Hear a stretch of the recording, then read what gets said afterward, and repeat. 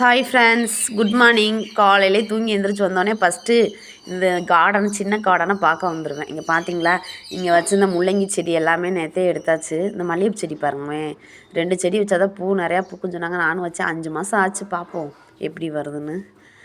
அப்புறம் நேற்றே முள்ளங்கிலாம் பறிச்சாச்சு. ஏன்னா முள்ளங்கி பார்த்திங்கன்னா எல்லாம் ஒன்று ஒன்று முத்திடுச்சுன்னா அப்புறம் என்ன பண்ணுறது, அதனால் பறிச்சாச்சு. இந்த முள்ளங்கி தான் இருக்கலே பெரிய முள்ளங்கியாக இருந்துச்சு. எல்லாம் விதையெல்லாம் எல்லாம் ஒரே மாதிரி போட்டு தண்ணியெல்லாம் எல்லாருக்கும் ஒரே மாதிரி தான் இது பண்ணு. ஆனால் பார்த்திங்கன்னா ஒவ்வொரு காய் ஒவ்வொரு மாதிரி இருக்குது. சரி 2 நாளைக்கு குழம்பு செஞ்சுக்கலாம் அப்படின்னு நம்மளே விதை போட்டு வளர்த்து அது பார்க்குறக்கு எவ்வளோ அழகாக இருந்துச்சு. சரி அப்படி டீ போட ஆரம்பித்தாச்சு. காலையில் ஃபஸ்ட்டு டீ குடித்தா தான் நம்மளும் கொஞ்சம் நல்லாயிருக்கும்.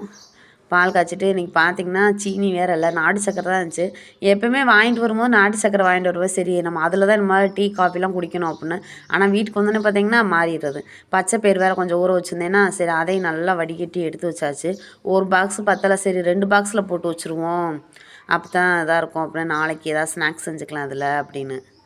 அப்புறம் பார்த்திங்கன்னா டீ இந்த பக்கம் ரெடி ஆகிடுச்சு. இனி டீ வடிகட்டி குடிச்சிட்டு அதுக்கப்புறம் என்ன காலையில் என்ன டிஃபன் செய்கிறதுன்னு யோசிக்க வேண்டியதான்.